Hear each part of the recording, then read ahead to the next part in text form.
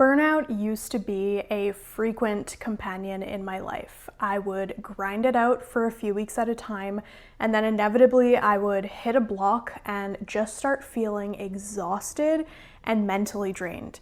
And it would take me a few days to sometimes even a couple of weeks to get back into a good headspace and a rhythm where I felt like myself again and was able to complete ordinary tasks with confidence, like cooking and cleaning, for example. But if there's one thing that I've learned since becoming a mom, it's that burnout is not and cannot be an option.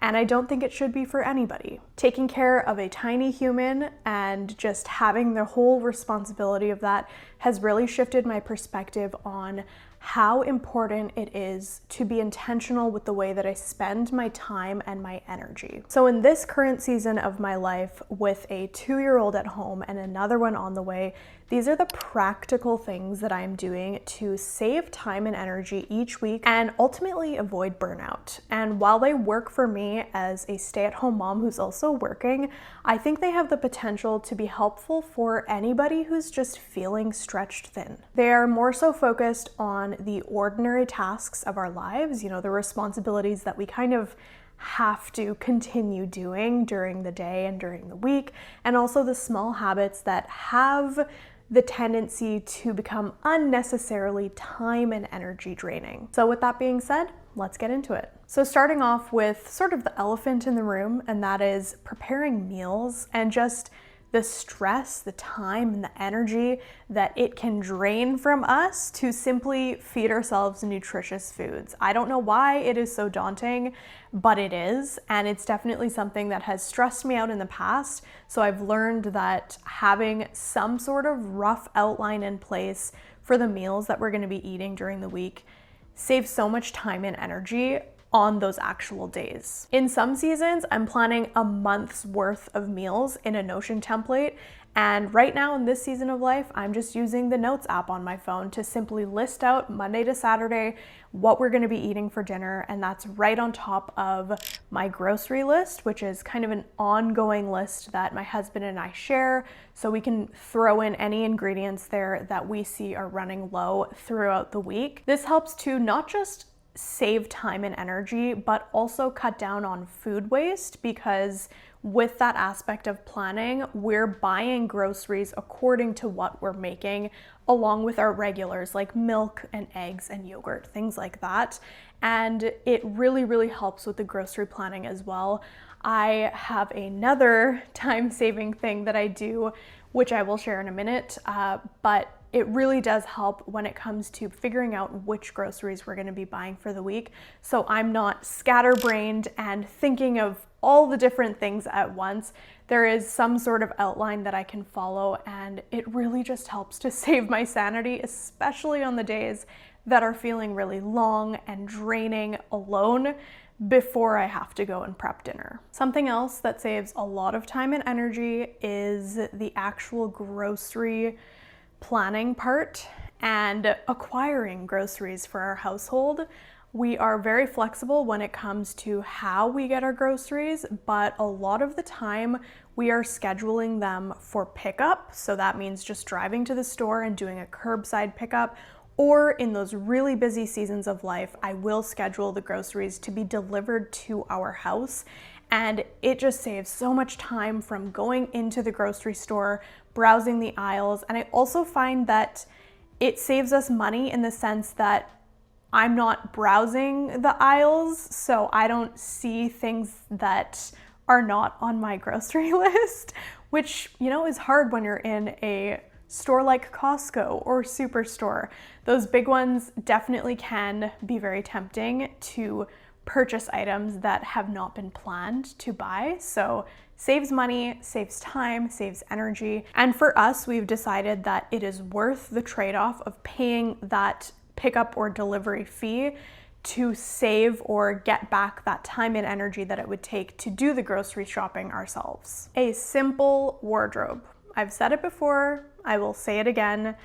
Having less in the closet saves so much time and energy, and without overcomplicating it, honestly, less is more. I have found through experience from years and years of minimalism and just figuring out my personal tendencies and habits when it comes to buying clothing, accessories, shoes, and the way that I get dressed in the morning.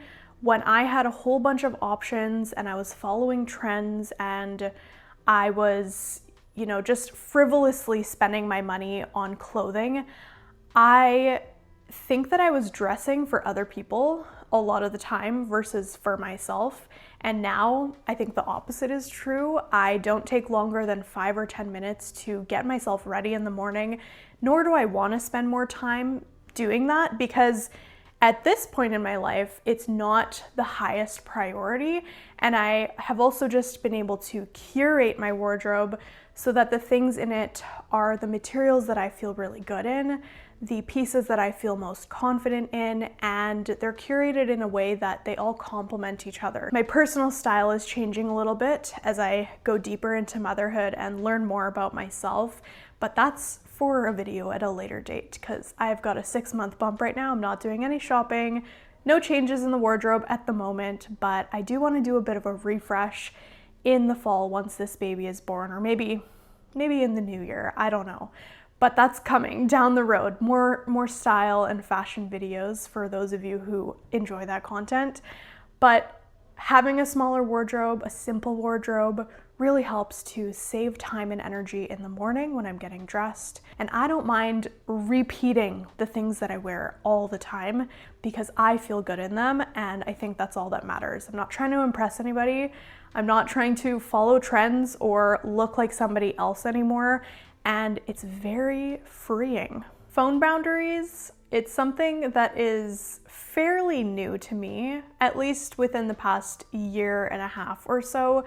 Ever since I quit Instagram and TikTok and those really fast-paced social media apps, I then started becoming more aware of my phone use outside of those apps and what my habits were in simply carrying it around with me in the home when I was watching my daughter or, cooking a meal or trying to get a little bit of work done during her nap time. So having phone boundaries, AKA just trying not to carry my phone with me all around the home throughout the day, really saves me a lot of time and energy. I think in tiny pockets that accumulate into hours of time, honestly. It saves me a lot of time in those 5 to 10 minute sessions going on my phone to check one thing, and I end up, opening up my inbox or my Slack for work and going through a whole bunch of things that may be productive in themselves, but pull me away from the task that I'm actually doing in real life and not on my phone. So even if they are, productive things that I'm doing on my phone, it distracts me from what I know I'm supposed to be doing, if that makes sense. I feel like that was a little bit of a mumble jumble of words, but it's definitely something that I am still working on because these things are addicting. I'm very excited though because I am trying an experiment with a minimalist phone in a couple of weeks, and I'm gonna see how that impacts my day-to-day even more than just having boundaries with my smartphone. So stay tuned for a little update on that later in June. Being aware of my use of my phone and trying to put habits in place like leaving it in the charging spot in the morning until breakfast is done, we've gotten dressed for the day and we're ready to head out the door, has been really helpful in just keeping me focused on what I need to be doing. Okay, out of all of the productivity methods and tools and hacks that I have tried in the past, the number one thing that has proven to be most effective in saving me time and energy on a weekly basis is time blocking. It is essentially exactly what it sounds like, what it's called. It's scheduling my day into blocks of time for different tasks and activities.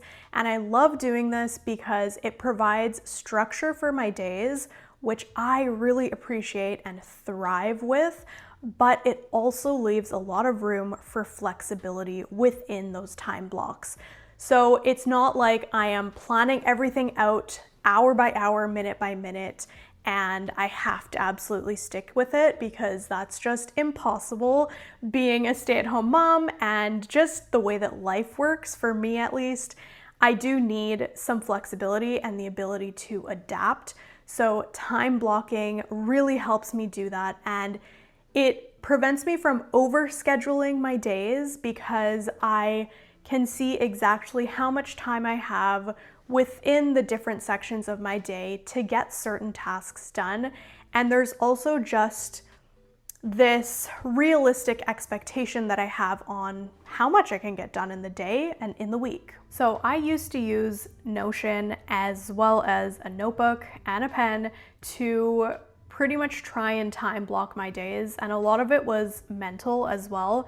But recently I discovered that there is a productivity tool that has been engineered exactly for time blocking and integration with your calendar, which is just something that I have never seen before, and it pretty much solved all of my problems that I had in going back and forth between my calendar, scheduling tasks, seeing how much time I had in the day to get certain things done, and it has been a game changer for me. So I'm gonna show you my AccuFlow calendar and task bar and just kind of show you exactly how it's working for me as a stay-at-home mom who's managing the house, taking care of my daughter, going to appointments, and doing YouTube work at the same time.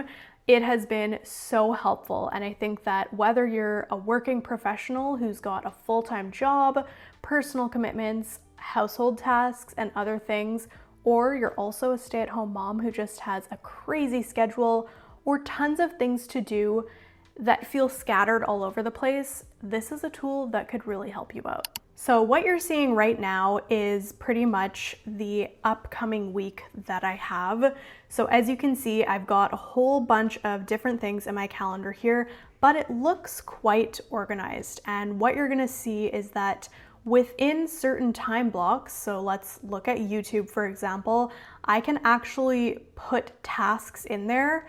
I can let myself know how much time I think they're gonna take, and then I can check them off my list once they're done. Another thing that I really appreciate here is that I can add a new task at any point in time and it will remain in my inbox. So let's say I need to pick up a package. I'm gonna add it here, and my AI co-pilot is immediately letting me know that this is an errand that I need to do. So it is then put under here. And if I ever need to go in and see, okay, what are the things that I need to do when I am out of the house, I can actually look there. And what's great about this is that I can drag and drop it into my out and about time block.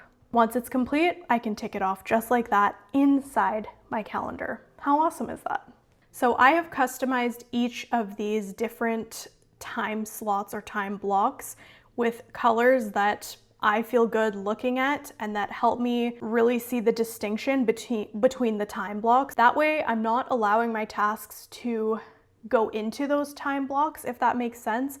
And I know exactly how much time I have before those things need to happen. Now, let's say I didn't complete everything that I needed to get done on this certain day. So let's say I completed these 2 tasks, but now I've got 3 tasks that are gonna be taking me 40 minutes. I'm gonna actually press replan these undone tasks, and my AI co-pilot is gonna let me know when I am available next to get them done. I'm gonna go ahead and select this one, and now all those tasks have been moved to this time block. It is so quick, so automated, and saves me so much time in moving my tasks down my list in my notebook or moving them around in Notion manually.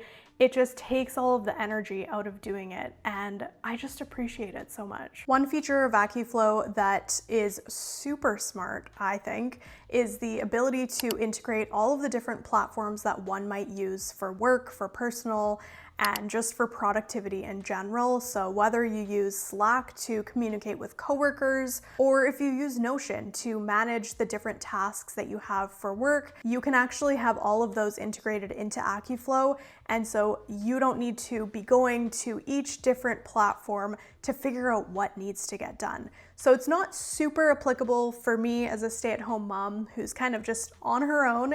However, I do appreciate that if I star an email in my Gmail inbox and I know that I need to address something within that email, it will show up in my AkiFlow inbox as a task that I need to put into my calendar and deal with. I do think AkiFlow has thought of everything when it comes to enhancing and streamlining one's productivity. So I'm gonna leave a link down below if you wanna check it out. And I think it's important to note that they also offer a one-to-one onboarding call to get you set up according to your personal preferences and the way that you want to make the platform work for you. It saves you the time and energy that you would spend maybe figuring it all out by yourself. So thank you, AkiFlow, for sponsoring today's video, and let's jump into the next point. This one might sound like a reach, but just hear me out because I definitely find there is a big difference in how I'm spending my time and energy when I am doing this versus not doing it so much, and that is regularly exercising. Even just twice a week with a few walks thrown in throughout the week helps me insanely in how I'm spending my time and energy. And I think the reason why is because when I am exercising and, nourishing my body in that way and strengthening my body in that way, it's also strengthening my mind, my mental capacity, and just my ability to handle what each day throws at me. And I think exercising regularly, I try to go 2 to 3 times a week, has helped me immensely in this second pregnancy specifically, because it's such a different experience, taking care of a toddler at the same time. Mamas of more than one obviously know what I'm talking about. But I think in general, just whether you're a mom, whether you have kids or not, exercising helps with the mentals so much. Like, I will go to my deathbed saying that and just preaching that, because I definitely believe that it's true. And it doesn't have to be vigorous activity. I do 2 workout sessions. They're like an hour each during the week. They're spread apart. When Mondays and Wednesdays, I'll do like a weightlifting exercise class. And then on Saturday mornings, I do more of a circuit and HIIT style workout. So gets the heart rate up, and it helps me to exert any energy that I've got pent up throughout the week of being very patient with a toddler. But I definitely find that it helps me in the sense that I am so much better able to handle what each day throws at me, and I am moving at a pace where I feel capable and confident and strong, versus the weeks where I'm not exercising so much, I'm not getting outside for those walks with Ella, and they just make me feel slower. I move at a slower pace. Some days I feel much more sluggish, and I just feel physically like I can't get much done, or things just take longer than they typically would.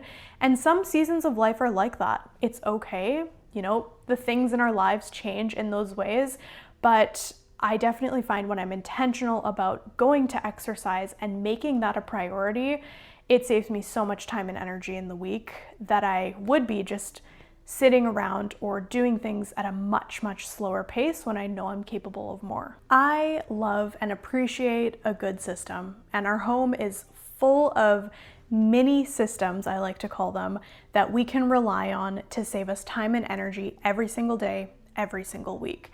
These are essentially repeatable routines or methods that we use and have established to automate certain regular tasks. Things as ordinary as arriving home in our entranceway and exactly what we do to make sure that that space remains tidy and neat and ready for the next time that we need to get out the door. We appreciate spaces that are neat and clutter-free, so the system that we have in place enables us to maintain that level of less clutter and cleanliness. It's putting our shoes away immediately, which we've taught Ella to do, putting our jackets on the hangers right away instead of just hanging them up on the guest coat rack, putting the items away that we have brought in, whether that's groceries or books from the library. So systems like that, all the way to systems of how we sort our laundry so that it is easier and more efficient when I'm actually putting the laundry in the washing machine. These systems save us so much time and energy because they make these regular tasks way less time consuming and so much easier and more efficient. The way that I visualize this in my mind is all of the regular tasks of life and responsibilities that we each have. If there was no system in place, it would look kind of like a brainstorming map, so to say, very scattered, no order in there whatsoever.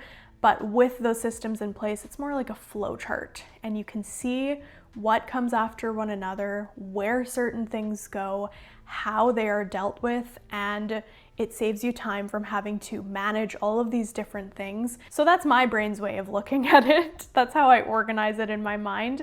I have thought about doing a video specifically on these mini systems in our home and how, we create efficiency in our home and manage it, I guess. So if there's any interest for that type of video, feel free to comment down below and let me know. I know these tips might seem simple, but they've truly transformed how I approach my days and helped me maintain better energy levels throughout the week. Remember that small, intentional changes can make a huge difference in preventing burnout. Start with just one or two that resonate with you and build from there. If you have any burnout prevention tips of your own, please share them in the comments. Thanks for joining me, and I'll see you in the next one.